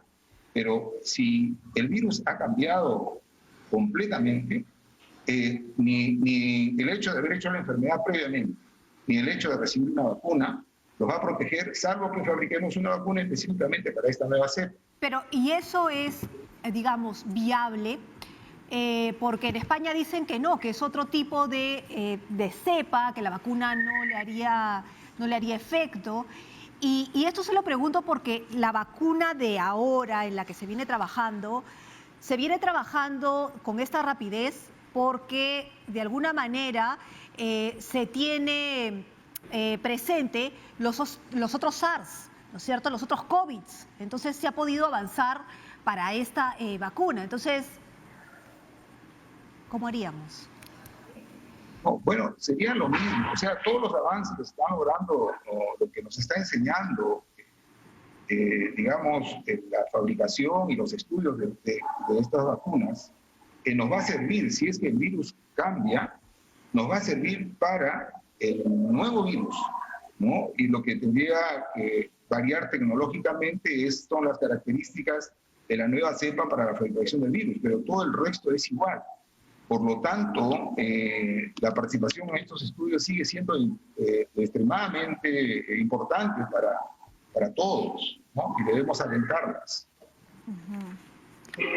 Doctor, en base a los ensayos que están realizando en el país y a toda la gente que ya se ha inoculado esta propuesta de vacuna o en todo caso el placebo, que es como aleatorio y no se sabe qué se le ha puesto a quién, pero ¿se ha presentado algún tipo de caso de consideración o digamos ha estado todo dentro de lo que se esperaba? ¿Hay alguna reacción de consideración en algún voluntario? En realidad no. Estamos por ese lado muy satisfechos, ¿no? Las reacciones no difieren de las reacciones que producen cualquier vacuna que normalmente se usa para otras enfermedades en el presente, ¿no? Ese es por un lado las reacciones adversas. Lo que estamos a la espera ahora es de la eficacia, ¿no? Y para ver la eficacia tenemos que esperar los controles serológicos que se van a tomar ya en pronto a los que se han vacunado, y los resultados debemos tenerlo más o menos por enero, alrededor de enero, tanto los nacionales como que se realizan en otros países, para ver el nivel de inmunogenicidad que se ha producido. Y luego seguimos viendo a lo largo del año si es que esta vacuna también protegiendo de hacer la enfermedad. Pero, digamos, la semana pasada que hablábamos con el doctor Málaga de la Cayetano Heredia, decía que el 10% aproximadamente había presentado de los voluntarios del primer bloque, ¿no? De los primeros 6.000, habían presentado alergias, un poquito de fiebre, o sea, determinadas circunstancias se habían presentado, ¿no? En el caso de sus pacientes, de sus voluntarios, ¿se ha presentado algún porcentaje de ese tipo de molestias? Sí, es igual. En realidad no ha habido mayor problemas, inclusive nosotros tenemos personas mayores, ¿no? Claro, pero ¿en qué porcentaje? Y los porcentajes... Sí, nosotros está alrededor del 15% aproximadamente las manifestaciones que han tenido, ¿no? Y estas manifestaciones son menores. También lo mismo, pequeñas alergias, un poquito de fiebre, hinchazón de pronto en la zona de la Así es. Y en algunos casos también discreta cefalea, ¿no? O sea, discreto dolor de cabeza. Ahora, pero son discretos, sí. Doctor, queremos aprovechar esta entrevista para preguntarle por el caso de esta criatura de 5 años que lamentablemente falleció a causa de la difteria, una enfermedad que que estaba controlada, que no se tenía registro en nuestro país desde hace 20 años, pero sí que la Organización Panamericana de la Salud había advertido hace tan solo unos días que se habían presentado nuevos casos, por ejemplo, en Haití o en Venezuela. Sí, bueno, nosotros desde hace muchos años tenemos un programa de vacunaciones, digamos, excelente, que cubre fundamentalmente a la población infantil. Su cobertura ha sido muy buena, por eso que se han ido controlando muchas de estas enfermedades. Les digo, los médicos jóvenes ya ni siquiera pueden reconocer a lo mejor estas enfermedades. Les resulta difícil, pues, porque ya no las han visto, ¿no? Entonces, en el momento en que se debilitan los programas de vacunación, no solo en nuestro país, sino en el mundo, ahora que estamos con las vías de comunicación mucho más abiertas, donde las fronteras prácticamente se pierden, dependemos también de cómo se están trabajando los programas de vacunaciones o de inmunizaciones de los países vecinos. Y eso nos tiene en alerta ya desde hace un par de años. Hay varios países que han debilitado poderosamente sus sistemas de inmunizaciones. Entonces, ocurre que llega un caso de sarampión, en este caso un caso de difteria, y entonces se tienen que inmediatamente generar cercos epidemiológicos para inmunizar en las áreas alrededores, a fin de que esto no pueda extenderse, y por supuesto reforzar nuestro programa de vacunaciones. Y en eso la población y todo el sistema de salud tiene que hacer una causa común para que no solo difteria, tenemos varias, miren, polio ya se fue hace muchos años, ¿no? Y tétanos y todas podrían volver si es que descuidamos los programas de vacunación. Muy bien, doctor. Muchísimas gracias por haber estado con nosotros y con nosotras y haber hablado precisamente sobre el COVID, la vacuna, sus voluntarios, y seguramente vamos a conversar más adelante para ver si hay más reacciones o cómo van, ¿no es cierto?, rumbo a descubrir finalmente si funciona o no funciona esta vacuna. Muchas gracias al doctor Eduardo Ticona Chávez, médico infectólogo y profesor principal de la Universidad San Marcos. Pausa comercial y cuando regresemos va a estar Lucho Trizano para conversar sobre todo el tema la Padula. Y también la convocatoria y otros más, por supuesto. Volvemos.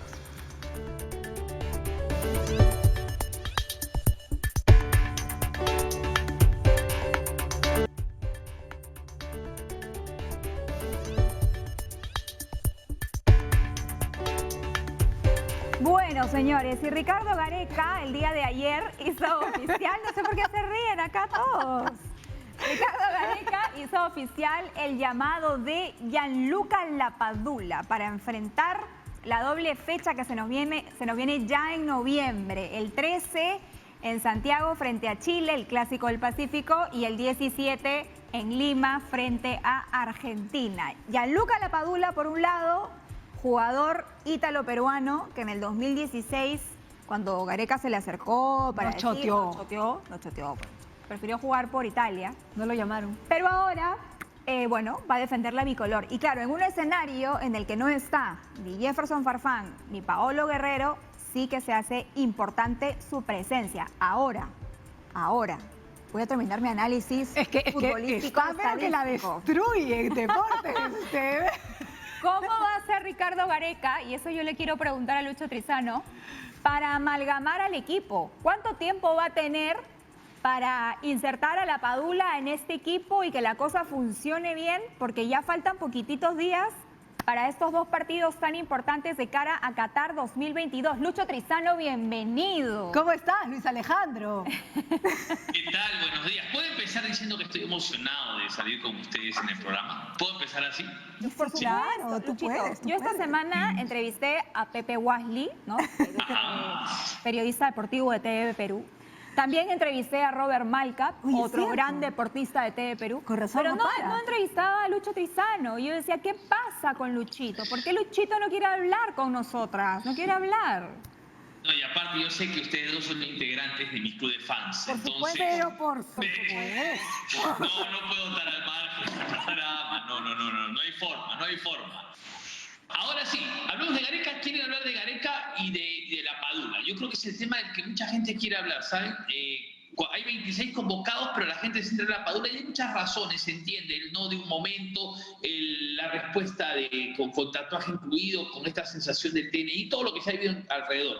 Para insertar a Lapadula, primeramente, el técnico va a tener que trabajar en dos aspectos importantes. Primero, el lado humano, que es fundamental. Me parece que a partir de ahí, si hay una química importante entre Lapadula y el resto del plantel, lo otro camina solo, porque se entiende que tiene características importantes como futbolista, que es un buen jugador, que además va a estar acompañado por otros futbolistas que tienen condiciones suficientes como para acoplarse al juego de Lapadula. Lapadula es un futbolista, un delantero que se mueve muy bien en el frente de ataque. No vería mayores inconvenientes en el tema de que pueda enlazarse con el resto del equipo. Para mí esa parte, si el grupo humano está consolidado, porque muchas veces, a partir de ahí, de una mala relación futbolísticamente, eso termina por observarse en un partido. Las cosas pueden caminar con Lapadula. Yo creo que sí. ¿Tú crees que sí? Ahora, pero no todo es Lapadula. La verdad es que se ha generado toda esta, ¿no es cierto? Toda esta novela, si se puede decir, que todavía no va a acabar porque falta que llegue y se haga toda la novela de cuando llegue. Pero digamos, no todo es Lapadula, él no va a ser el salvador, ¿no es cierto? Que nos va a llegar a las eliminatorias, o sea, digamos al Mundial. Están otros chicos también que vienen trabajando desde hace bastante tiempo, y otro convocado que también ha sido la sorpresa, ¿no? Jean-Pierre Riner, dice que al perrita que Reiner, ¿no es cierto? ¿Es Riner o Reiner? Riner. Ya ves, yo que domino tanto el tema futbolístico. Ella ya lo sabe todo. Luchito, escúchame, Riner es un jugador suizo-peruano y claro, apenas se enteró de que Gareca lo había convocado, puso en sus redes, por fin llegó el momento. Qué bonito, ¿no? Que tengan ese entusiasmo. Luego parece las Naciones Unidas esta selección peruana, ¿no? Está en Italia, de Suiza, pero en realidad hay unas cosas que también se deben subrayar. Me parece correcto el tema de Lapadula, porque el fútbol lo juegan 11, no lo juega uno. Claro. Pocos jugadores han podido sostener un equipo tipo... Maradona no existe todos los días, no sale Maradona todos los días que puede sostener un equipo y a través de él el resto termine por jugar. Pero en el caso, por ejemplo, de la selección, hay otras cosas que también pueden sorprendernos. La salida de Farfán, por ejemplo. Todos entendíamos que Farfán iba a estar en la lista de convocados y no está en la lista de convocados de la selección por un tema de su recuperación, de la lesión, pero seguramente de no haber contado con la presencia de Lapadula hubiese sido llamado y la operación hubiese demorado, hubiese sido después de los partidos que se vienen, o tal vez primero ha puesto su salud por encima del tema deportivo de la selección, lo cual también es sumamente correcto. Pero hay novedades, hay un arquero, Renato Solís, por ejemplo, que no estaba en el mapa de ninguno para ser convocado convocado a la selección. Y es convocado, es el tercer arquero del equipo, lo cual también es para observarse, entendiendo que Gareca está trabajando con arqueros para el futuro. Más allá que Galese tenga todavía juventud suficiente como para soportar eliminatorias del siguiente mundial. Hay nombres que empiezan a aparecer en la selección que son importantes. Aldair Rodríguez también, esta vez no ha llamado a Valera, no ha llamado a Zúcar, que estuvieron en la convocatoria anterior, pero en realidad yo observo que dentro de la selección, más allá de la Padula, que es un tema de conversación en redes sociales, en la calle, los periodistas mismos, nosotros hablamos mucho de la Padula, hay alrededor de esta selección y este llamado muchos jugadores que también merecen una mención. Y además también el rival que tendremos a Chile. Aquí no valgan verdades, por más que uno diga que es un partido de fútbol, contra Chile es un clásico, es un partido diferente. Ahora, es un partido diferente contra... Sí. Luchito, la Padula es una convocatoria que está ligada a que saque su DNI, porque todavía no lo tienen físico. O sea, lo que se ha hecho es la inscripción de su partida de nacimiento ante el RENIEC gracias a la intervención de la Cancillería, ¿no? Que está agilizando todo esto. Y lo que también me llama la atención es lo que ha dicho Juan Carlos Oblitas. Dice, no hay nada oficial aún, pero esto es un llamado que no compromete que juegue en el campo. De acuerdo, es que hay dos cosas para mencionar con referencia a ese tema. El primero es fundamentalmente que podía ser convocado y después se regulariza, porque ya hubo por parte de la FIFA la autorización para elegibilidad del jugador a la selección. O sea, Gareca estaba autorizado para llamarlo por parte de la FIFA. Lo que viene ahora, el proceso que viene ahora es lo que dices, tratar de que la documentación salga. La RENIEC se va a acelerar. Hay mucha gente que reclama, que ya está reclamando, tengo 7 meses esperando mi DNI, a la Padula se lo dan en una semana, pero se está manejando el tema de forma acelerada, con apoyo de la Federación, para que pueda estar presente. Y yo no dudo que vaya a tener el DNI, es decir, no me pasa por la cabeza el hecho de que no vaya a tener la documentación. Y lo que hizo Oblitas también es cierto, o sea, puede estar convocado, pero probablemente no sea titular. O sea, hay que mirar el tema también desde ese lado. Claro, puede ser la banca, ¿no? Así es, Ruiz Díaz puede ser el titular. Y justo lo que te quería preguntar sobre Ruiz Díaz, porque he leído por ahí que Ruiz Díaz es un personaje importante, sobre todo en el duelo de Chile, ¿no? Y veía una foto entre Vidal y Ruiz Díaz, ¿no? Como habían puesto a Ruiz Díaz riéndose por la situación de Vidal, una cosa así, ¿no? Que se tornaba interesante que esté Ruiz Díaz. Ruiz Díaz tiene una historia, ¿no? Ruiz Díaz tiene a nivel de clubes, viene de recuperarse del COVID hace poquitito. Le dieron de alta y lo primero que hace es hacer un gol y dar el pase al otro gol y que su equipo gane. Pero a nivel de clubes, lo de Ruiz Díaz es espléndido, marca todos los partidos que juega, participa, es una de las figuras, el mejor jugador de la cancha muchas veces, pero a nivel selección no ha logrado cuajar, me parece, porque todavía la selección tiene el estilo de juego de Paolo Guerrero, es decir, todos hacia Paolo, arriba para que pelea las pelotas Paolo. Y Ruiz Díaz tiene otras cualidades, pues Ruiz Díaz no es un tipo corpulento, no es un tipo alto, no es una persona que vaya a pelear cuerpo a cuerpo con un rival, tiene otras características, es más veloz, se mueve mejor por los costados, es un hombre de área, tiene otra situación futbolística, otras características. Y un poco se inclinaron ya en la selección, se acostumbró a jugar para Paolo Guerrero. Y eso les cuesta a Raúl Ruiz Díaz y se entiende perfectamente. Y bueno, también el delantero tiene racha. Pues cuando finalmente pierdes aquí arribita en la cabeza, pierdes la confianza, los goles no llegan, definitivamente. ¿En qué posiciones pueden jugar ambos? Riner y la Padula. Defensor central, lateral izquierdo, atacante, No, Riner es central. Riner puede manejarse como lateral, sí puede manejarse como lateral, pero como central. A la selección ha llegado como marcador central, como defensa central, que es la posición que maneja con mayor continuidad, ¿no? No creo que sea el titular. Yo creo que la selección va a ser con Abraham y Araujo, los dos centrales. No ha convocado a Zambrano, eso también hay que decirlo. Claro, ustedes dirán, y la gente dirá, pero Zambrano fue expulsado el partido anterior. Sí, pero Zambrano fue expulsado por un partido, y esta convocatoria es por 2 partidos. Yo imagino, si el expulsado hubiese sido Carrillo, por dar un nombre que ha marcado 3 goles hasta el momento en las eliminatorias para Perú, seguramente lo hubiese convocado porque lo hubiese querido tener ante Argentina. Pero lo de Zambrano es también creo acompañado como un castigo por su reacción del partido ante Brasil, porque a Gareca no le gustó nadita lo que hizo Zambrano con su expulsión. El penal no, porque para mí no fue penal. Claro, un tema emocional, ¿no? Es muy emocional, tiene una forma de manejarse en el campo muy especial, ¿no? Reacciona muy rápido, se frustra muy rápido. Su inteligencia emocional, por ejemplo, no la maneja bien y creo que eso le cuesta Ahora, en los partidos en los cuales hay mucha presión, ¿no? Paolo Guerrero, ¿no es cierto? ¿Qué pasa con Paolo Guerrero? Porque supuestamente no va a jugar y qué sé yo, pero está, o sea, está presente, ¿no? Está cerca, digamos.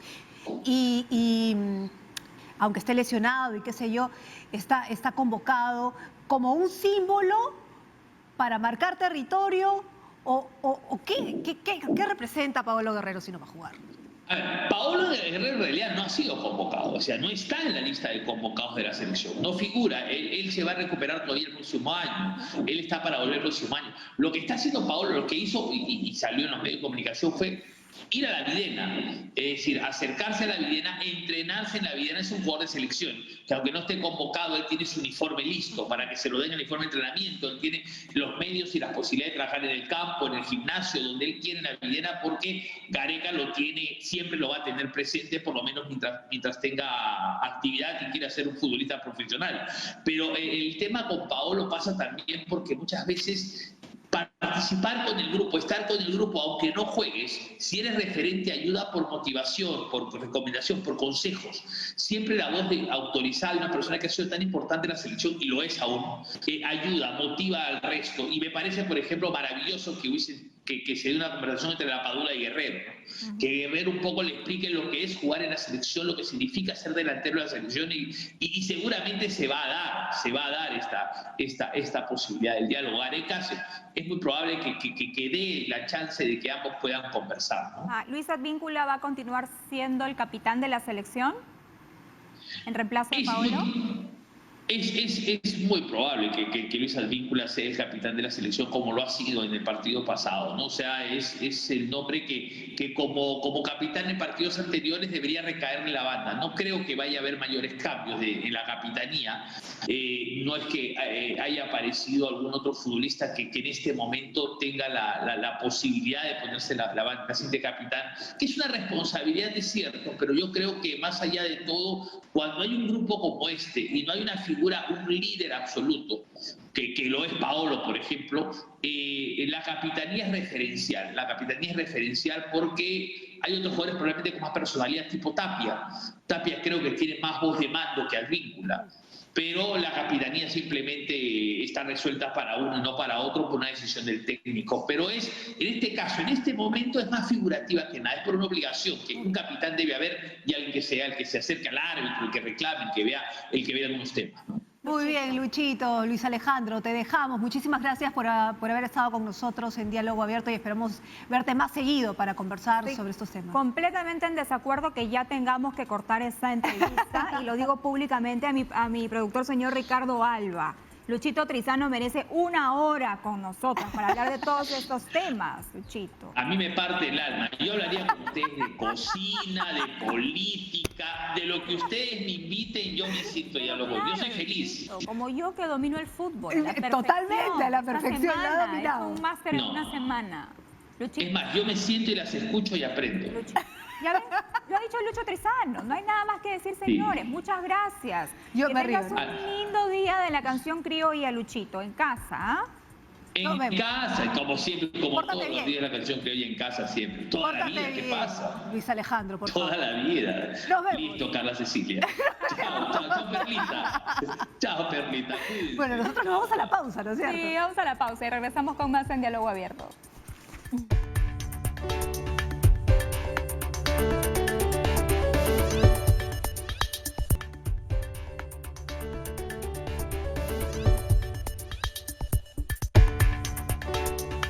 Bien, ya se encuentra lista nuestra siguiente entrevistada. Le damos la más cordial bienvenida a Brenda Costa Sosa. Ella es gerente de Incubagraria de la Universidad Nacional Agraria de La Molina. Buenos días, bienvenida. ¿Qué tal? Muy buenos días. Hay un concurso que se llama Desafío Triple Alianza COVID-19. Suena esperanzador, así que vamos a averiguar de qué se trata. ¿Cómo estás, Brenda? Cuéntanos un poco en qué consiste este concurso.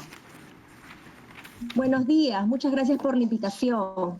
Les comento, este concurso permite que por primera vez 3 incubadoras de las 3 universidades públicas representativas en Perú, estamos hablando de la incubadora 1551 de la Universidad Nacional Mayor de San Marcos, Startup Uni de la Universidad Nacional de Ingeniería e Incubagraria, en la cual yo represento, de la Universidad Nacional Agraria de La Molina, nos hemos unido para identificar a las 9 mejores iniciativas a nivel nacional de base científica y tecnológica, sean productos, sean servicios, que puedan ayudar a contrarrestar el tema del COVID, ¿no? Los contagios, la situación actual por la cual estamos atravesando. ¿Y como qué propuestas son las que esperan recibir ustedes? En esta oportunidad, viendo que hay muchos sectores afectados, hemos priorizado 3 sectores. En el tema de educación, por ejemplo, entre junio y agosto hemos visto que más de 1.300.000 peruanos han sido desempleados, son poblaciones vulnerables, y lo que estamos buscando son iniciativas, ¿sabe? Ahora, por ejemplo, el modelo tradicional de poder capacitar a ciudadanos, a estudiantes, ha cambiado. Entonces, estamos buscando iniciativas que permitan que estas personas que han sido desempleadas puedan reinsertarse en el campo laboral. Asimismo, también hemos priorizado otro sector, que es el tema de salud.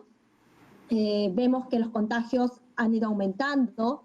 Sin embargo, hay iniciativas interesantes que pueden reducir el tema de contagios. Por ejemplo, la telemedicina ha sido una de las iniciativas que se ha incentivado bastante. El ciudadano ya no es necesario que vaya al campo, al hospital, sino recibe asesoramiento en su propia casa, y eso reduce su vulnerabilidad. También estamos recibiendo propuestas en temas de comercio. Vemos que ha sido afectado el problema del cómo el aprovisionamiento de alimentos puede llegar al ciudadano de manera inocua, ¿no? Contando todos los protocolos sanitarios. Entonces, lo que hemos identificado son estos 3 sectores en los cuales estamos buscando propuestas innovadoras, ¿no? Como dije, pueden ser productos o pueden ser servicios. Ahora, mira, acá leía que la Alianza de Universidades se suma al esfuerzo para la recuperación económica del país, porque se va a impulsar la generación del empleo, así como la reinserción de gente que está desempleada. Y esto es importante porque hace unos días conversaba con algunas personas y me mencionaban que si bien ha caído la tasa del empleo, los empleos de universitarios, por ejemplo, es lo que menos ha caído de lo que ha caído. No sé si me explico. ¿Cómo van a lograr, ¿no es cierto?, la recuperación económica con estos empleos? Bueno, al proponer diferentes tipos de iniciativas, definitivamente estamos buscando, como indiqué, el punto de que nuevas personas puedan reinsertarse en el campo laboral. Así estaríamos impulsando a reactivar la economía. Hay un ejemplo práctico, por ejemplo, que hemos visto, es que se han creado respiradores artificiales hechos Made in Perú. Eso es muy interesante. Entonces, y ayudan al sector que ha sido también tan vulnerable, que es el tema de salud, y eso contribuye, ¿no?, a que la economía también se mantenga. Nosotros consideramos como universidades públicas que tenemos bastante potencial dentro de en cada universidad, tanto público o privada, hay potencial, solamente necesitan las oportunidades, como estos espacios en los cuales ellos puedan proponer sus ideas, ganar, recibir un asesoramiento, estar acompañados y al final poder ser comerciales, ¿no? Es necesario. Nosotros como incubadoras trabajamos durante todo el año buscando esos tipos de iniciativas, y en esta oportunidad nos hemos juntado para poder identificar a las 9 mejores, ¿no? ¿Cuáles van a ser los premios, ¿no?, para los mejores emprendimientos por cada sector? Bueno, los premios, este concurso, si bien ha sido impulsado por las 3 universidades, contamos con la cooperación internacional, en este caso con la cooperación internacional de COICA, quien está apoyando, es el principal patrocinador del evento. los ganadores que van a recibir, ¿no?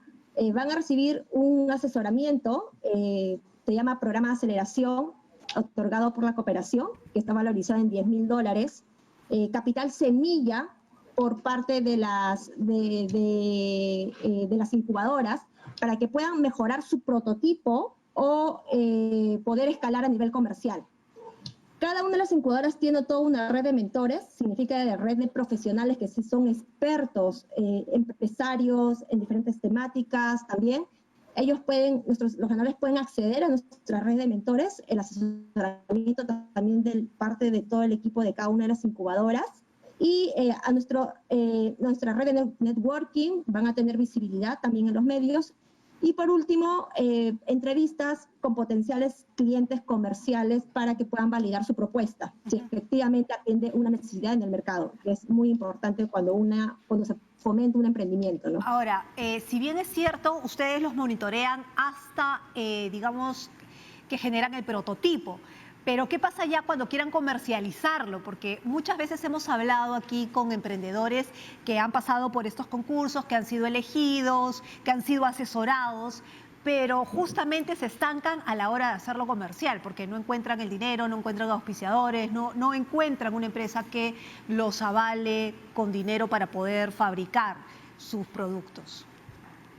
Sí, lo que dices es cierto, justo por ello hemos abierto este desafío, porque a veces el respaldo de instituciones es muy importante para escalar esas empresas a nivel comercial, y es lo que vamos a otorgar, es lo que queremos nosotros otorgar. Para ello tenemos que identificar a las 9 mejores iniciativas.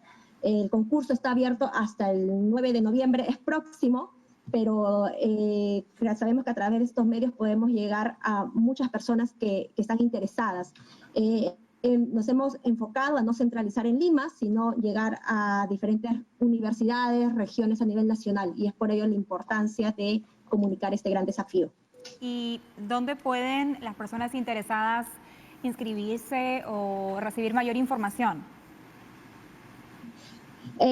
Bueno, si quieren leer las bases, las categorías que mencioné, ingresen a www.desafiotriplealianza.com. Si tienen alguna consulta, pueden escribirnos también al correo info@desafiotriplealianza.com, y también buscarnos en los medios. En cada una de las incubadoras tienen sus portales web, ahí pueden también encontrarnos. Muy bien, muchísimas gracias por haber estado con nosotras y contarnos este emprendimiento, y estaremos hablando luego para ver quiénes son finalmente los ganadores, ¿no es cierto? Y cuáles son, digamos, estos productos que finalmente saldrán al mercado. Muchas gracias a nuestra... Muchas gracias a ustedes por el espacio. Bienvenidos a todos. Muchas gracias a Brenda Costas, gerente de Incubagraria de la Universidad Nacional Agraria de La Molina. Bueno, no hay tiempo para más. Muchas gracias por habernos acompañado y pase un bonito día de la canción criolla en familia. En su casa, no salga. A cuidarse. Nos vemos el próximo sábado. Chao, gracias.